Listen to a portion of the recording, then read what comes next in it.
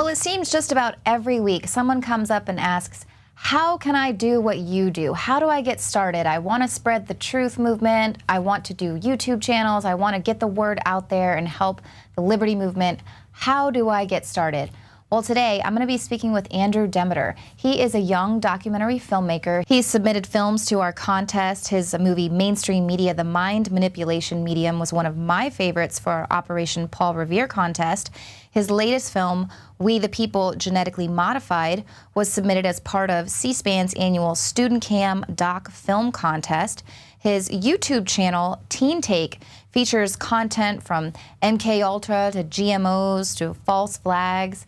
And did I mention that he is just 16 years old? So for everyone out there who's asking, how can I do it? Well, today you're going to find out that it's so easy a kid can do it. Respectfully, of course. Andrew, thank you so much for joining us today. Thanks so much for having me on, Leanne. I mean, you're only 16. How are you coming across this knowledge? I know they're not teaching that in Common Core. Yeah, that's exactly right. I really just got started with the internet. The advent of the internet, rather, has been really influential in my awakening process of sorts. So you didn't have any outside influence from your parents or peers? Well, no, I was just giving a brief answer right there. But yeah, the number one way that I'd probably classify myself as becoming an activist, as you would describe, is I watched a lot of Jesse Ventura, his previous TV show Conspiracy Theory.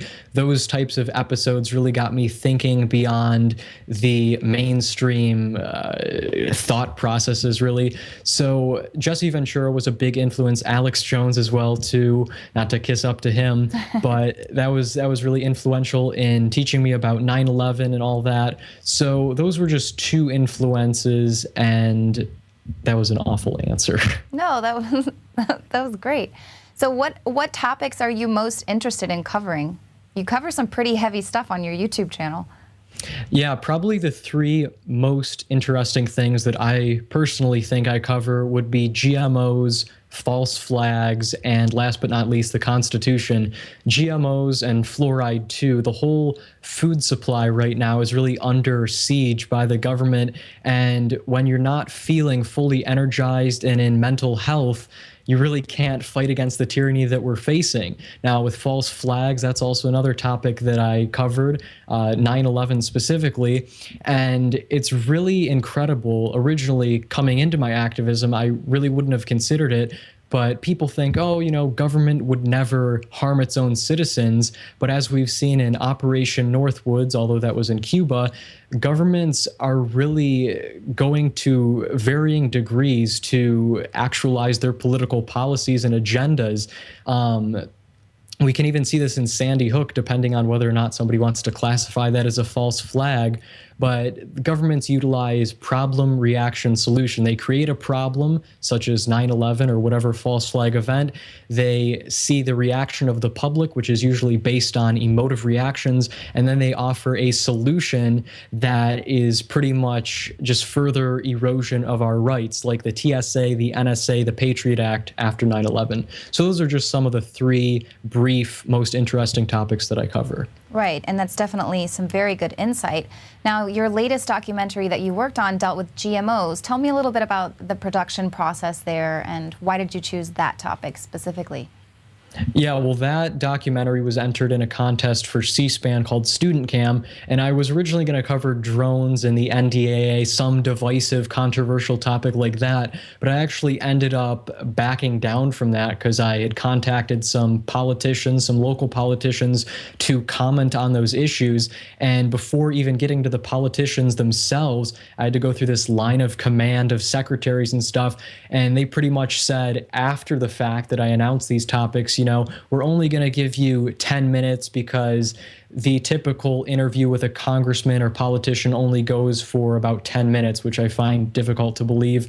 But anyways, after I figured that wasn't going to work and people weren't going to be willing to talk on those issues, I chose the GMO debate because, as I mentioned earlier, food is essential to life. Without food, people die. It transcends all boundaries, and we need to have good, healthy food and be revitalized in our bodies to be fighting this tyranny. So pretty much throughout that production process, I contacted various people involved from all walks of life, ranging from farmers, biologists, grocers, to a lady from the USDA, who I ended up not including for reasons we could talk about if you like, and just a whole slew of people who were involved in that process. And did you find that a lot of people were really open to discussing it with you, or did you run across a lot of issues there?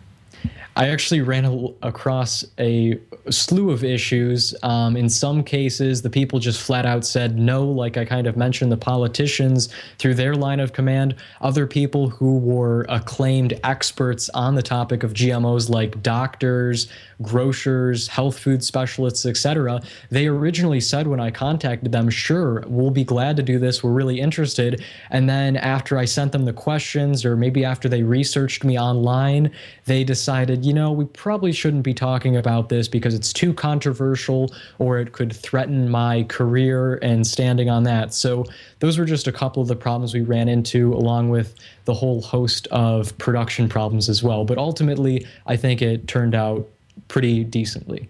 Yeah, I think so as well. You covered a lot of material in just a little over 7 minutes. And then, of course, as a journalist, you know that getting people to speak on camera about sensitive topics is just one of the hurdles that you have to tackle. But is there any other advice you could have for people who are kind of wanting to do their own documentary filmmaking, or young people just starting out? Well, for people who are interested in starting activism, first off, I would recommend to pick something, a topic that you are vehemently passionate about, because if you're not passionate about what you're talking about, people are not going to be willing to listen. And also choose topics that are relevant, hot button political topics that people are going to be researching online, so you can gain your maximum exposure and get your message out there. Number two, use the materials that you have. Now, with the advent of smartphones, cell phones, mobile devices, you can stream video live in HD on services like Ustream, have that video stored directly in the cloud, so you don't have to risk, if that device is confiscated by police, as we've seen in various cases of police brutality, that video is live, other people can record it, and it's recorded to the service itself. But you also have to remember that it is a double-edged sword of technocracy, and you can't always trust the services out there, especially since they're not tangible. And number three, forge connections. Connect with people on social media. Without doing that, I wouldn't be here talking to you, Leanne, today.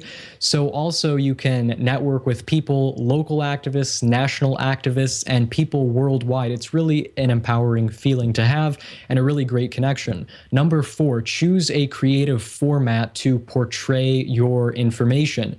One of my personal favorites is doing man on the street interviews, because you can connect with other human beings face to face. You can stray away from looking down and texting at your smartphone all day long, and you can actually convey information from one person to another, and it's a great way to wake people up. But as Morpheus from the Matrix would have it, you can only show people the facts and the door, and they themselves have to walk through and deduce their own conclusions. And lastly, number five, get active. Everybody likes using their computer to get information out there, which is a great medium, but you also have to stray away from the armchair activism, get up on your feet, go to local events, and just feel the energy, connect with other human beings, because as we know, there is power in numbers. That is excellent advice. And we get so many people that are asking, how do I get started? It seems so difficult, and it's like you're putting the entire world on your shoulders. But if you just kind of take these incremental steps, it's not that difficult, and really just getting out there to do it. But I feel like there is such a huge assault against the youth. I definitely do not envy you being 16. I feel like there's so many things that you guys have to deal with now, from mass surveillance to the police state, of course, with GMOs. What do you think is the most important thing for the youth to be concerned about? What's your teen take? Honestly, I wouldn't kind of pinpoint it on a specific issue.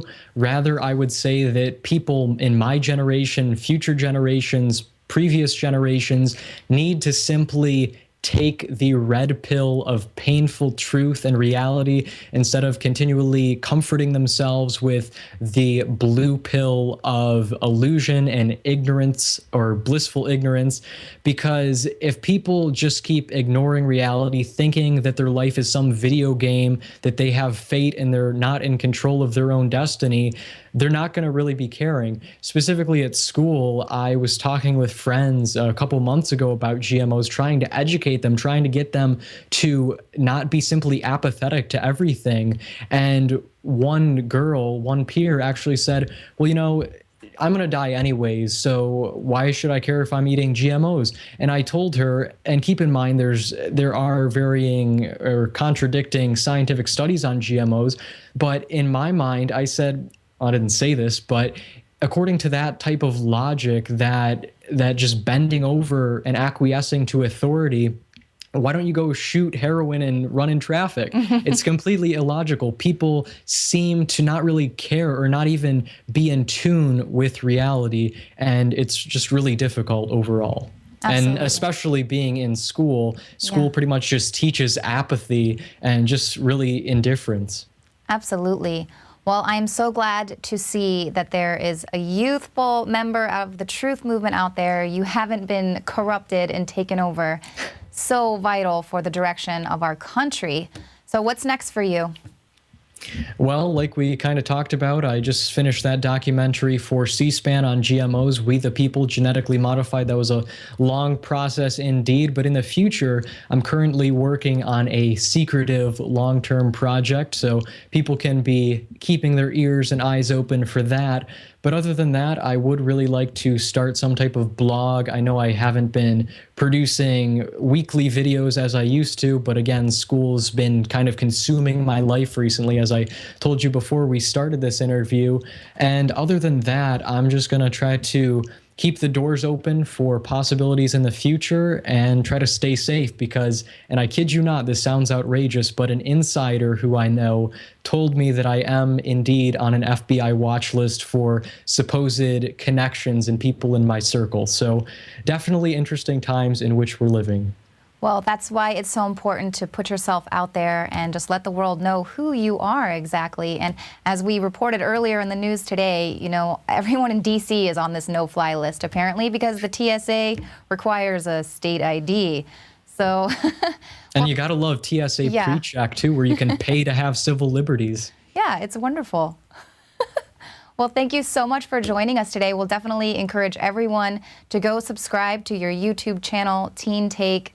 And thank you so much for what you're doing for the truth movement. Thanks for having me on, Leanne. Keep fighting the good fight. What were you up to when you were just 16? That's unbelievable. Well, be sure to go to his YouTube channel, Teen Take, subscribe. Come on, Info Warriors. Let's show Andrew some support for what he's doing for the liberty movement. Now, thank you all so much for tuning in tonight. We will see you here again weekdays at 7 p.m. Central.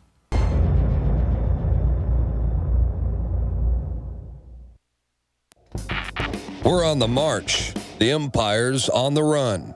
And the InfoWars army is standing strong. Wake up your family, friends, and neighbors and break the matrix at InfoWarsStore.com. Learn the truth and spread the message of liberty with the world's most comprehensive collection of books and documentary films. Maintain a healthy metabolism and energize your body to perform at peak health with Survival Shield Nascent Iodine. Protect your family and be prepared with survival foods and emergency preparedness kits. And now you can drink safe water with your own ProPure water filtration system, which removes fluoride and other harmful chemicals from your family's water supply. Save 10% with the promo code WATER. So join the revolution. InfoWarsStore.com. You are watching the InfoWars Nightly News, which airs 7 p.m. Central at InfoWarsNews.com. Members can share their passcodes with up to 11 other people, and your support is helping us defend liberty worldwide.